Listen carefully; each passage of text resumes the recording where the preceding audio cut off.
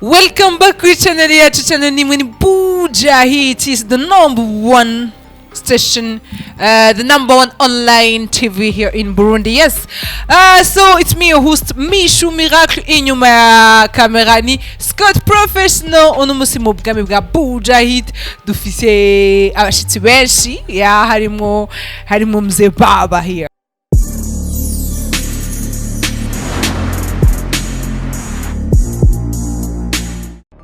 Asai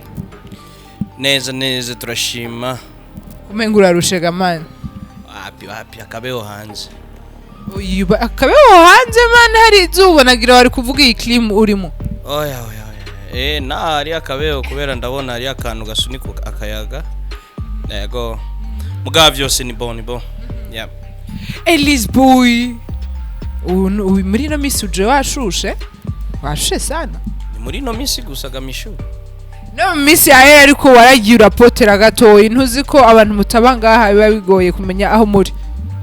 ego bugiye ubuzima no kwiruka ego kandi urabona ko isaha buri munsi iterije imbere na isaha yo kononeka uzaho yigeze kubona isaha yononeka isubira inyuma isaha yononeka irahagarara mugabo ikomeye iterije imbere so no kwiruka nibihe ego kuko ni imyaka nayo nihagarara yeah. Twibutse family mu gihugu cyawe ibyo bintu by'amafamiye maze kubivuga inshuro nyinshi kandi anyway nawe urabizi si ibintu byo kwirugura amazi ibintu byinshi muga maze kubivuga inshuro nyinshi yeah. Uraje uzanye style nshasha style turakubonye muri Bantu Bwoy waravuze uti ndimo muri Bantu Bwoy ndashaka kumenya igituma usigaye ukora style nk'izi y'Abatanzania zigira si style nk'iz'Abatanzania ahubwo twavuga yuko ujya niwo muziki uri kuri hit no mudundo uri kuri hit ubu ushaka gukora hit ukora indirimbo nka zige so natwe dutegerezwa kujana nibihe ego buri munsi twamenyereye ko twebwe tubinyuma buri gihe so kandi vyitwa ko turabaririmbyi umuririmbyi ikintu kiranga umuririmbyi ni gukora ikintu gitandukanye n'abandi sivyo je nk'ubu no munsi ubonye gusa Elys Boy arenganya hayo ucuvuga ati ujya se umuntu asanzwe ujya no muririmbyi kubera ukuntu twikora indirimbo turirimba n'ukuntu tubaho ubuzima busanzwe so bimeze uko so twararavye nka Bantu Boy yose tuvuga ni giki twofasha Bwoy flavor kuko Bwoy flavor buri munsi urazi ko abaririmbyi dufise impano irenze ukura vyumva so ikintu twari dukuriye kuraba gusa ni giki kubera kitwe twacerewe ukura vyumva so twebwe nka Bantu Boy twaricaye hasi turaraba tubona neza na neza yuko imiziki yego turakora imiziki myiza mu Burundi ariko nituri update urukora vyumva abandi bariko baragenda international tugasigara inyuma buri munsi tuca turaraba dukora iki tuca tuvuga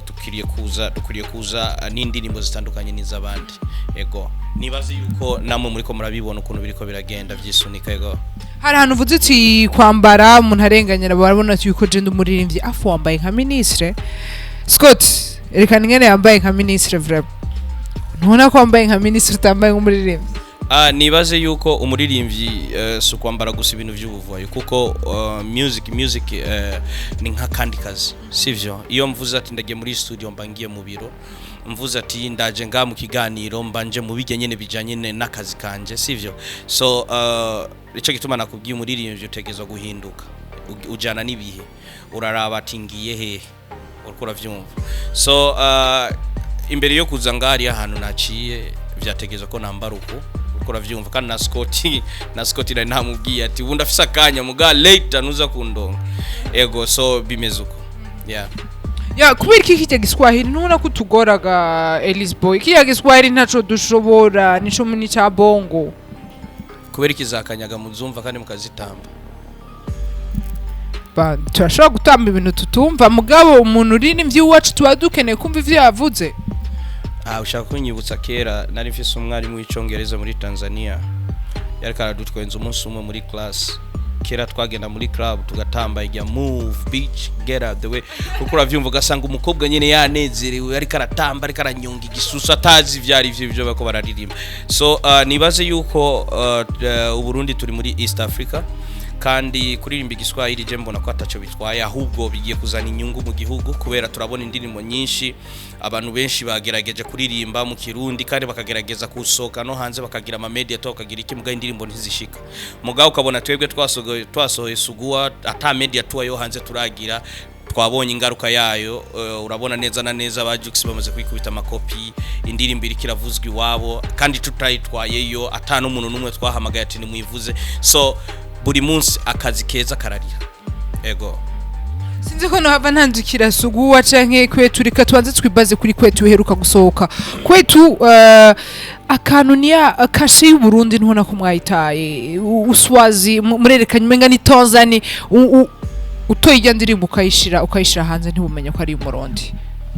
okay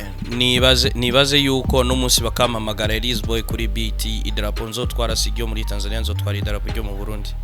aha kandi nibaze yuko neza na neza yuko umuziki wiwacu aho ngenda hose kuri YouTube aho kubera n'aba Tanzania bawubona kuri YouTube sivyo no ku ma social networks ayandi ama Facebook ibiki nibiki sivyo ego kandi nibaze neza na neza yuko iyo ushaka kwinjira muri game ya International East Africa game utegezwa kugira ibintu nkabijya kuko nibaze kirundi ciwacu kigarukira ngahanye ni wacu kirundi twarakiririmbye cyane mishu nibaze yuko umaze kubona abaririmbyi benshi bararirimba kirundi kikaguma ngahanye ni wacu kandi ngahanye ni wacu mishu nibaze yuko ubona neza na neza abaririmbyi yego barakora bakaronka amafaranga mugabo si yajya amafaranga umustar yakuriye kuronka akora vyumva so tutegerezwa kwagura imbibe igiswahili n'ururimi rwa East Africa sivyo so igiswahili kivuga abantu benshi kikumva abantu benshi ngahi wacu mu Burundi indirimbo zo muri Tanzania nizo zafashe ikibanza kinini kuruta indirimbo z'ibindi bihugu urukura vyumva so umaze kurabuko ucubona neza neza reka ndagoye one example muri Tanzania igihe umuziki wabo utaraguka nk'ukumeze bararavye bagize ati kuberika aba Nigeria baza cyane iwacu baca batangura kugira zige zisire z'aba Nigeria none ubu nubona ko bariko bariruka n'aba Nigeria gamisho kuberika ito tuguma inyuma buri munsi ni kubera tutiyumvira kure turazi kuririmba turafise impano turafise ama studio abandi narumvise bavuga ngo dusohoke ngo dukora ama video ya ma 5 million ya maki video ya Sugua yakorewe ngaha nyene kandi no mu Burundi yayikoze John LR audio yakorewe ngaha nyene mu Burundi indirimbo irikira bica bigacika muri Tanzania tutanagiyeyo tutarungitse n'indirimbo why it's just because twaririmbye ururimi abantu benshi bumva kandi uririmbo ruraryoshe twagiye muri irya monde ya music East Africa music yeah urasohoye kwetu before Sugua itaramara umwanya muremure why nibaze Sugua ifise imbibe zayo hama kwetu nayo nuko nye kubera mishu uravye indirimbo zose zasohotse iki gihe ngaha abantu twari gato dufashaga pause turiko turarondera ukuntu twogaruka muri game indirimbo nyinshi zari zo kuryoherwa urukundo rwinshi switinda gukunda mishu ndagiriki uriko ravyumva so abantu bari bamisinza ari ibintu abafana bamisinga kavuga ati mbe muri iyi minsi kubera iki kintu kidahari iki kintu twacumva kera nibaze indirimbo nkazijya tuziheruka igihe bafari azibaririmba uswahili ni kuna mambo kweli ni mijambo nafanya amajambo uriko ravyumva kera uriko ravyumva that's why ubonye ko kwetu yasohotse iminsi mike gosi indirimbo igisagara cyose yagitwaye so nuko umuririmbyi nukuraba ahantu abandi batariko bararaba ijisho rya kabiri ukaterera ijisho rya kabiri ukaraba eske ni gikinozana ngaha cyoka ngaba mishu wewe urabizi neza nabaririmbyi benshi bari bagerageje kugira comeback muga kubera iki comeback yabo dafise ingufu ni kubera basubiye gukora bijya nyene abari kuri game bariko barakora so utegerezwa kuraba ikintu abantu batariko barakora ukazanana naco ukavuga ati je wiki ngoma ndagite kuko music ni business iyo uriko urakora business umenye neza na neza yuko urashobora kuronka inyungu cyangwa ugahomba nuko bimeze so icambere no gushira imana imbere ugakora cyane ugafata umwanya munini ugashira mu bikorwa ukaryama muri studio ukaryama amajoro ucuronka good stuff so kwetu je yari ndiri kuko nanifise reka ndagwe mwita exclusive jewe imbere yo gusohora kwetu naratora decision yo gusohora kwetu narifise indirimbo nyinshi cyane urakura vyumva ego nayo mfise indirimbo nyinshi kandi ari n'indirimbo natanguye gushutinga mu Bugande mvuga ati iyi niyo nje gusohora mugabo tuca turaraba ukuntu Sugua yakiriwe tuca turavuga ati ndize nsohora iyi baca bavuga ati ni nkaba abandi basohora ni hit afu unakuja kutoa nyimbo mbaya baadaye unakuja unajikuta umeanguka chavuga reka ndinjira muri studio kandi subira ndashusha umutwe ndaraba nihe nzira nocamo cantora kwetu ego video zirahari nyinshi jefise video zishika nka 3 zitarasohoka ziri muri Bantu Bwoy ego uvuze ati Sugua ifise limit hariho uko nayiteguye na kwetu hariho aho nashaka kwigera imwe yose ziri different Sugua washaka kushika he kwetu ushaka kwishika hani ni mwibagire Sugua si wanje jewe nyene Sugua ni afari azini ya Kilikuni ya Double J ni wanje ni ya Bantu Bwoy even kwetu harimo Kiriku harimo na Shani Queen higa ni wanje kubera nije naba hamagaye ko dukorana sivyo so jewe novuga yuko Sugua na kwetu birafise itandukaniro kubera urabona Sugua neza na neza hajya tweko turarimbya ibintu vya mugabi nyegejwe haji umuntu utazi bita kujajura bita kugira iki urumva twaririmbye nico kintu cerekana ko ufise talent ushobora kuririmba buri kintu cyose direct sivyo urarondera utuyira twinzoka tujya wanatwita kwa Kiswahili njia za nyoka au njia za panya unapita kule afu unawaletea watu ifoke umufana yumvise ikintu amanze yiyumvire canka bazi iki kintu yaririmbye ngani iki acumvise akavuga wa mugabo n'umusazi nuko bimeze ego hama kwetu nao naishize open naririmbye bijya bintu biba mu masite za Buyenzi Kanyosha Kamenge ahantu hose ahantu hamasite urukura vyumva kuko ari umwana wo mukirira atazi ibintu bibera mu za Buyenzi muzaheyi vira muhira akagenda kwishuri n'imodoka agataha n'imodoka so ijya ndirimbira mufasha kubona ibi bisanga kumbe vya mahariya urukura vyumva ego tugaruke rero kuri Sugua amajambo menshi aragoye gutahura mwashaka kuvuga iki nibaze yuko niyatana nyene nakubwiye Sugua urabona kujya nyene yasohotse kandi abantu benshi barabitahuye sinzi nkawe the meaning of Sugua mu Kirundi sinzi ngo kunyukura sinzi no kugira iki I don't know kutsirita kugira iki I don't know man sinzi mugani kiri muri ivyo kuko Sugua kusugua kunyukura no Sugua no gutsirita wangu kwitsirita sinzi I don't know numukobwa yateza kwitsirita nubona nako twamushiza ajya kari arica na magani ariko arica magaye pale kwa mama Sugua kama na Sugua kizaka ni mvuto ego hari jambo fiza vuga nyasi Scott avuga nyasi nyashi ni batak what nyashi nuzi ico ugo ni rurimi rwo muri Ghana ego naho zindirimbo vuzengo nozi ndirimbo ya Sakodi yiga ngo gute mwita nyashi mu rukurimi rwanyu ugacumva whatever yego nico bisobanura nivyo nivya bindi nakubwira nutuntu nyene ushiramo kugira abantu nyene nabo baronka umwanya wo kwicara bumviriza indirimbo atakaza umwanya none wewe nka Elys Boy vyavre utabesha abakunzi bawe urabona yuko Sadbi yofukora ikintu ukamusupportinga ugashaka kuri Instagram yawe ati petit frère canke grand frère yakoze akantu je nibaze yuko je ntakabuza ko gusupportinga umuntu kandi anyway duhuye turavugana sivyo nibaze ko ata conflict hari hagati yanje nawe kuko je nta muririmbyo mu Burundi anyway dufitani ibintu by'ama conflict je ni murastaman since nta rasta mfise mu mutwe muga mu mutima mbayo nk'umurastaman je yukoze ikintu cyiza ndakubwira god man kandi ukoze ikintu kibi ndagutahura nkakubwira ati man wadekonye ego nuko bimeze na vya bindi bivyo kuvuga ati uravuze uti ndakubwira ko wadekonye biravugwa yuko Sad baheruka kudekona hariya muri Wasafi FM biravugwa ko aheruka kudekona afu woba waramwegereye canke woba waragiye kuba nk'abandi ku marezo sociaux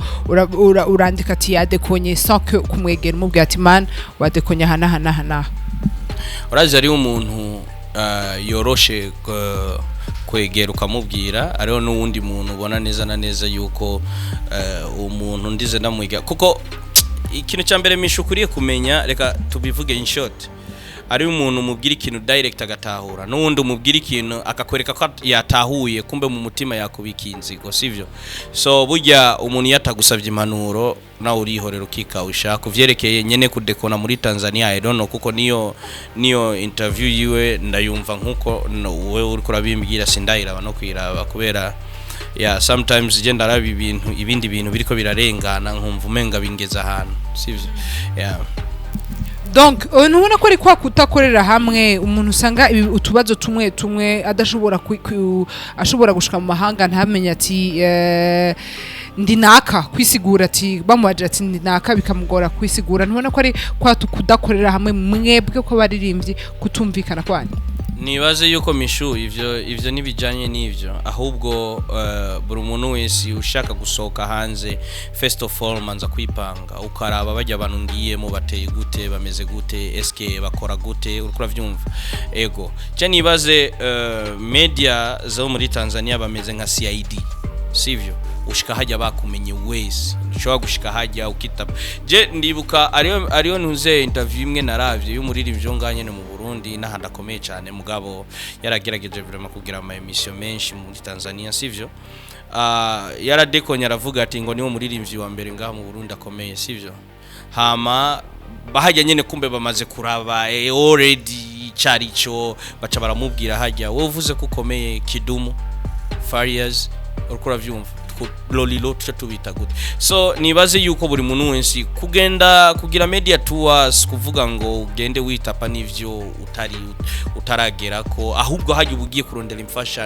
imfashanyo kugira baguteza imbere bagupromoting ahubwo urashobora no kuvuga ukuri ukababwira je vraiment ndafise hit song yanje ni kandi nje nga kugira pushinga umuziki wanje sivyo kandi baragutahura mugu umaze kugenda hagiye ukababwira ibintu n'ivyo udafise nibaze yuko atari good kuko bajya abantu abatanzania nakubwiye ko bameze nka CID abajournaliste ba ugenda hajya baza bakuravye baravye ama Instagram yawe baravye ama Facebook yawe kuko umuntu icyo ufise kiraboneka misho n'umunsi ndashobora kuza nkakuraba gusa nkakubwira misho n'umunsi ntihuriye bajaj ukambaza kubera iki Elys Boy n'umunsi waje muri climatisere we imodoka sivyo ukunda kubona gusa ndabona ati n'umunsi uragifise canke naco ufise so nibaze yuko ivyo bintu nivyo nico kiro ego show business irakenewe ariko show business uburofa tuzirekere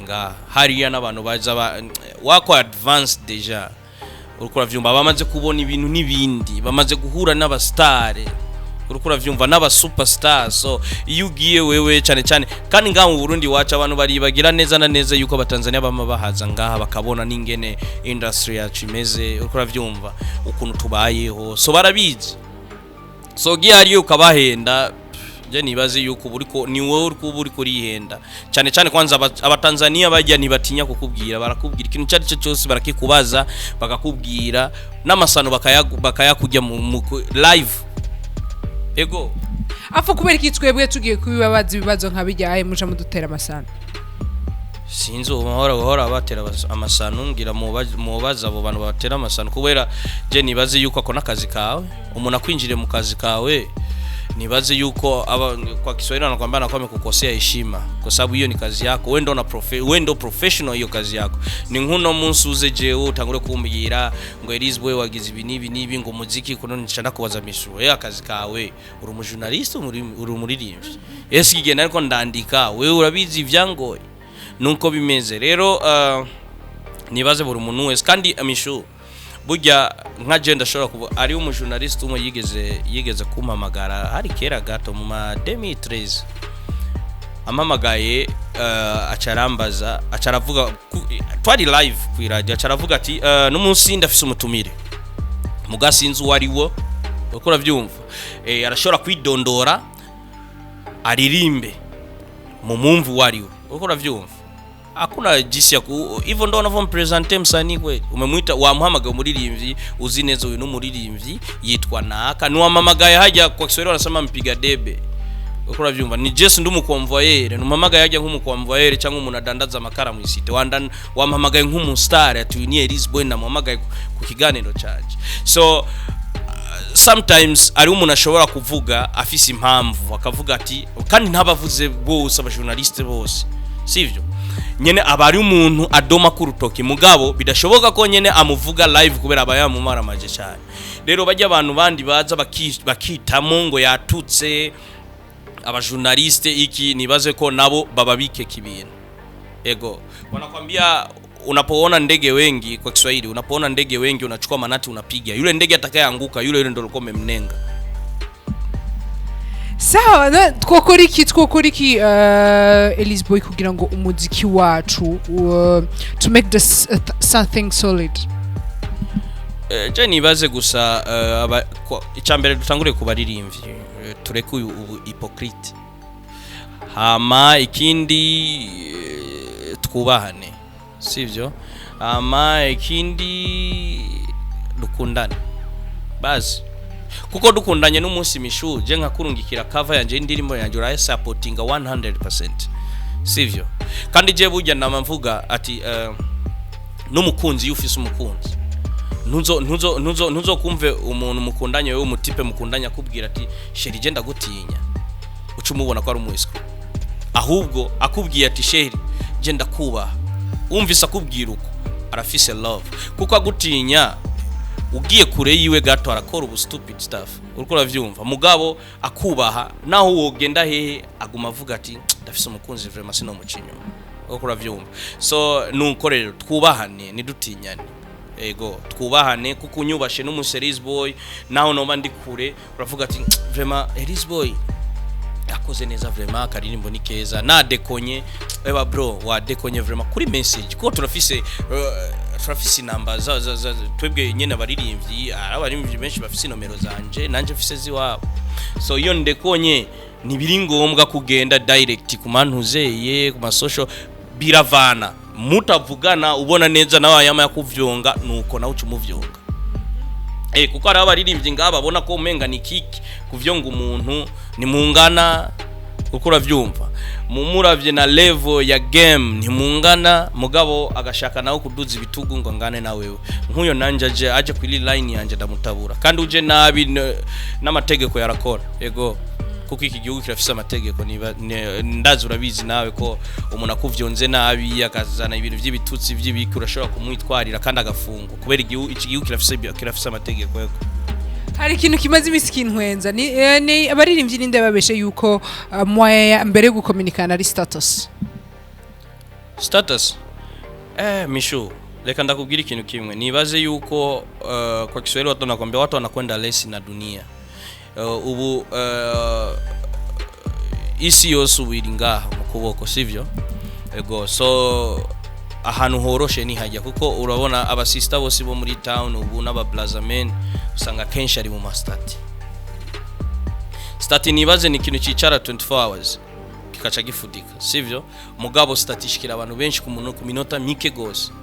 kuko WhatsApp nico kintu ubu kiri trendy but Instagram naho nyene yafise status Facebook yafise status kubera iki mushima gukoresha WhatsApp alors que jewe Elys Boy nta numero yawe fise nta numero yanje fise wewe wamubibona gute ko umufana wawe nta numero hafise nishize mu kibanza cy'umufana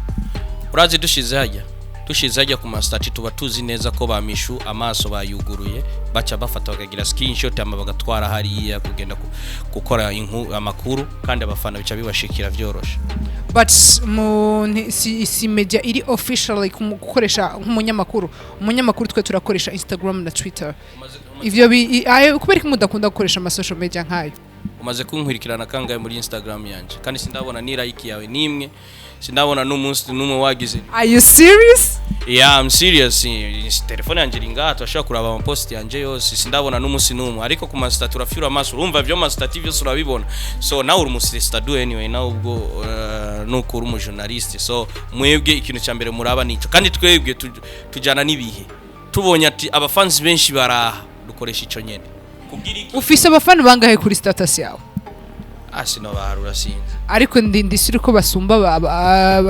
abafana bari kuri Instagram na Facebook ari bo benshi kurusha abari kuri status yawe kandi nibaze yuko do you have 5000 on your in your status izo ndirimbo zose zikigamisha izo ntuze izo nomero zose z'abantu baza kuraba inomero yanje voilà why umudakoresha Instagram Facebook and Twitter nibaze yuko abari ikintu umuntu kuko buryo ukoresheje ama stati nkuko nabikubwiye ibintu birashobora guherera nganya mu gihugu sivyo peut-être kubabikora baba badashaka ko bigenda hanze cyane bashaka ko ubujya butumwa abanditse hajya bushikira mwe kuko niwo kwandika kuri stati umuntu utazi yuko afise inomero yawe ego nibaze yuko umuntu amutabura umuntu kuri stati abazi neza uyu muntu ategiza kuyibona kubera afise inomero yanje ego mugani bazi ibintu biri important abantu barapostinga ama Instagram ama Facebook bagashira maka kuri YouTube bibaye ngombwa bakavugana n'abajournaliste bakababwira live ati je mfise ikibazo kiniki n'umuntu ego tuhora tubona mu bindi bihugu bacanana kuri Twitter kandi biba biryoshe kuko tuba dufise ucucuku uri umumenyesha makuru tu retweetinga akacuri n'irindi tweet ukasubira retweetinga kurusha ko statut vraiment benda kubaze gamishu ngahi iwacu mu Burundi ko twebwe tuzi neza abantu ba mbere badufana twebwe ego watoto town barahari mugabo nibaza bagira promotion cyane y'umuziki wacu ni babandi je sinkunda kubita Bwoy kuko nabantu badufasha sivyo ego je mbona ujya mbere kenshi bama baruta n'abagore kora vyumva ko umugore ashaka kuvyuka yicariye ku ntebe yadugije n'amaguru ujya akabari wateka akakugororera akagira ubwo abagore bo munzu bakwiye kwikangura kuri ico so bajya nibo usanga kenshi bafise indirimbo zacu bakazigirira promotion ukatumva ararenganye nkaho yifitiye agatelefone ka tororiro akarengana ari karayivuza uriko uravyumva so wibaza nkaho ujya akajya agatelefone yoshobora kwinjira muri Twitter ganani so tutegeza kuraba kubera ego tuvyemere nivyo nakubwiye muri Tanzania bateye imbere cyane kubera n'abanyagihugu babo bakoresha cyane ibintu vy'ama Twitter Instagram hariya ikintu cyose ushaka kugira publicity Instagram nico kintu cyambere Twitter ukora vyumva hamaka cakwirikira ama Facebook ukora vyumva mbwa iwacu rero ushaka ku ikintu kigenda ningoga utegeza gushiraho sama stati ibiki byose ukigora kugira ubipostinge hose nuko bimeze so nibaze twebwe turacari inyuma muri byose nkuko nakubwiye dukwiriye kwikebura kugira turaba ukuntu kuko buri kintu cyose umwana kugira akunda ishuri utegerezwa kuri mukundisha sivyo so abafana kugira bamenyere natwe kuza bararaba ama Twitter ibiki nuko twebwe abastare totangura kubikora kugira nabo ushimye cyane Elys Boy ego murakoze cyane murakoze mishu ndaguheruka kera gosi ukiri muri Buja FM ndibuka twarakoranye ikiganiro mugabo ubu mukaba mwateye intambwe kwa Kiswahili wanasema kuza nyago ikibazo gato ntogenda ntaba DJ Buja Hit tubwira ibintu bitatu kundira Buja Hit nkundira Buja Hit nibaze si Buja Hit gusa Buja Hit navuze Buja Hit TV ibintu bitatu icyambere je nibaze yuko muri simple kurondera umuririmbyi ego kandi je naryohewe cyane kuko muhamagaye umuririmbyi acabona neza akumva abajournaliste barakurikirana icyo ndiko ndakora so ikintu cya kabiri Buja Hit organize kuravyumva mvuze ivyo nibindi bintu nka transport whatever kuko ari sorry tumena amabanga y'abandi okay ikindi cha gatatu novuga ego kutuwakilisha vizuri unajua kitu kinachoonekana kwenye internet kwenye social networks ni kitu ambacho kinaenda mbali zaidi umeshanielewa hatusemi kwamba radio hazifiki mbali but social networks watu wengi unajua urazi kwa barundi benshi bari hanze za hehe bakeneye kubona makuru abastare babo babayeho gute nigiki bashaka gukora whatever so biratworohera kubashikira bakamenya neza ati Elys Boy afisi igikorwa iki niki ego bakamenya vyinshi vyerekeye twebwe yeah. Merci beaucoup twasaba kubikora kuzogaruka. Ego je vraiment novuga yuko media n'abavyeyi sivyo je singaya media jewe sinovuga ati whatever ngo mumpamagare ngare burya nibaze ko umuziki w'u Burundi udukeneye twese abaririmbyi abajournaliste n'aba DJs nabivuze n'aba fans so iyo munkeneye nuko je ikintu ca mbere mbona yuko mushaka kunteza imbere guteza imbere umuziki wo mu Burundi ego. Yes, abakunzi bose ba Bwoy hit mwumvise vyinshi Elys Boy yavuze ndetse yatanze n'impanuro zitandukanye ahanje yari Michou Miracle inyuma ya kamera ya Scott Professional ndababwiye ni je vous aime et je vous embrasse on se retrouve mu kindi kiganiro vuba cyane ciao ciao ciao.